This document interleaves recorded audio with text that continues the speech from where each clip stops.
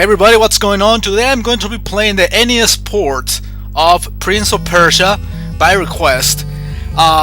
This game actually is very well known.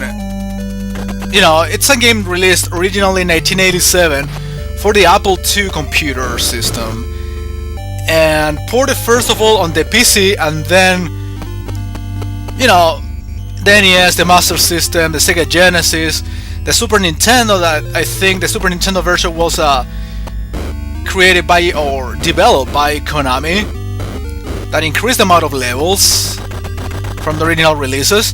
The original releases, I suppose, including this port, has 12 levels. The Super Nintendo one got 20, and also Prince of Persia got some sequels. Prince of Persia 2, among others, that got released later on. I'm not really aware of the sequels, but I do remember the second one at least. I actually remember playing very little of this game as a kid, especially the PC version. That's the one I played first. I remember having seen it mid-90s, around those times. That PC version got released in 1990 if I'm not mistaken. And as you can tell, for the ones who don't know, are not familiar with the Prince of Persia series at all, it's a platformer with puzzle elements, basically. That little item you can see right there that I couldn't grab is health.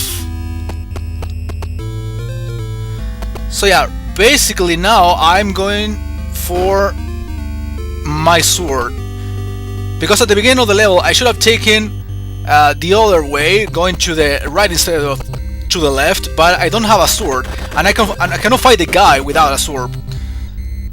That's gonna work for the rest of the levels as well. I do have to use a sword in order to fight enemies, which are going to be very common obstacles throughout the game. This game in particular has a very unique feature. You have 60 minutes, an entire hour, for you to beat the game.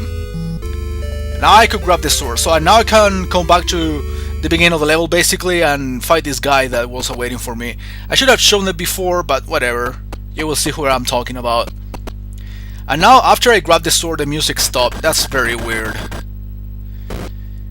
Yeah, I have issues with the controls. I mean, I think regardless the port I'm playing right now, I just decided to play the NES one. I could have done the Sega or whatever, but since I'm doing the Insect Duel ROM hack on this semi-emulator, I decided just to play the NES version since I knew it existed. Yeah, jumps here are actually or require a lot of precision. You have to jump beforehand, not right next to the edge, because you're usually going to die if you don't jump correctly or at the right spot. Yeah, speaking of the spots, here it's very difficult to move and get to the right spot in order to make a higher jump, for example. This is the guy I was referring to. He has the same amount of health as you. You press one of the buttons for a higher attack. Basically it's working here for blocking the enemy's attack, but also you can use a lower attack, which is the one I use for killing the enemy instead. That's probably the way of killing the enemy. And as you can tell, this is the door that pretty much marks the end of the level, but I have to get up there in order to press the button. But as already mentioned before, it's difficult to get to a particular spots.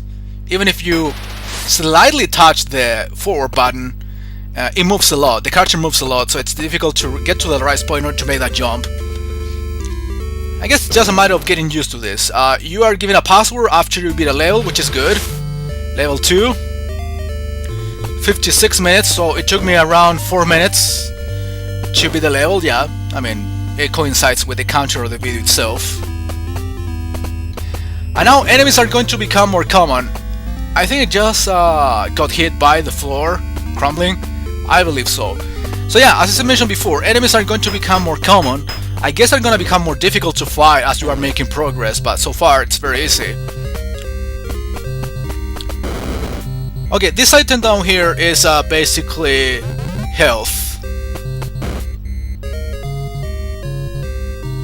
And those little dots are spikes, so you have to make a jump precisely. And usually you have to deal with a lot of those spikes throughout the game. Also, it is not recommended, of course, to jump from very high distances, because you are gonna die if you do that. Here, of course, I have to get on the right spot as usual. Another enemies are waiting for me. Same method of for killing the guy. He doesn't even have time to react. And a door got opened.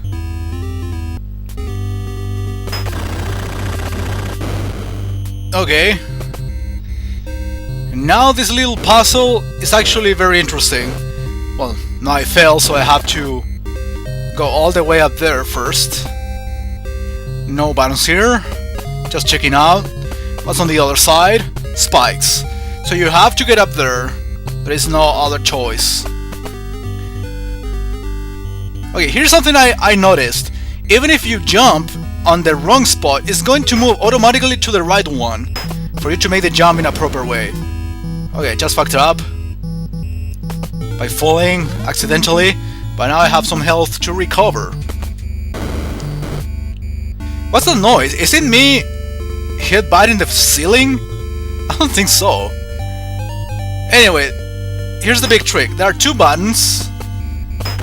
This is for opening the door, which is closed. But you have to avoid pressing the other one, otherwise the door is gonna get closed. And now that's how you go through this. And there's another enemy waiting for you. Oh, this time he got me very fast. Alright. I was miscalculated the timing, I believe. And this is some more health. No, it's not. It's fucking poison. But I think that's fine. That's all for the time being. That was Prince of Persia NES version. Thanks a lot for watching.